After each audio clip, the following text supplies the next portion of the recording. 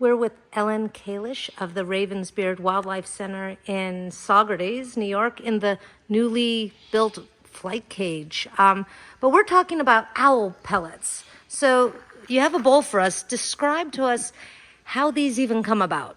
Okay, so the origin of the owl pellet is it's not vomit, it's not poop, it's just what it is, a pellet. And so when owls eat, they usually eat, they like to swallow their food whole if it's small enough.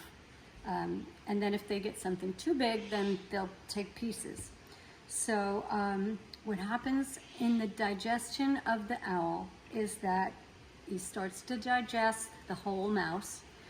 The fur and the bones roll around in his stomach for an extra 12 hours.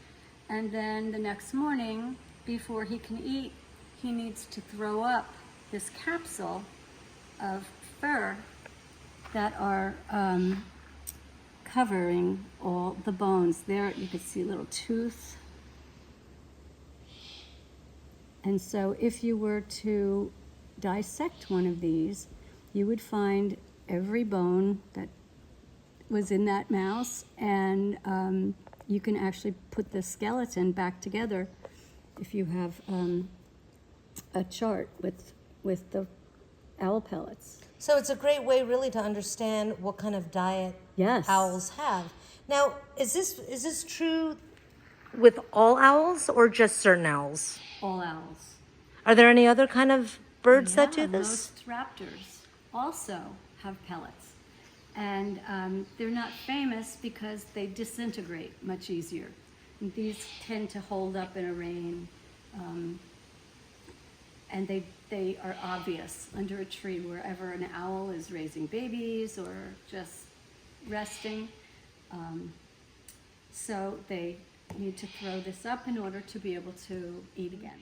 With these, you can really tell what color the mouse was. We have brown rats here. This looks like a white mouse. This one is an anomaly. I don't know what that is, why it's black. Maybe they pooped on it. Okay.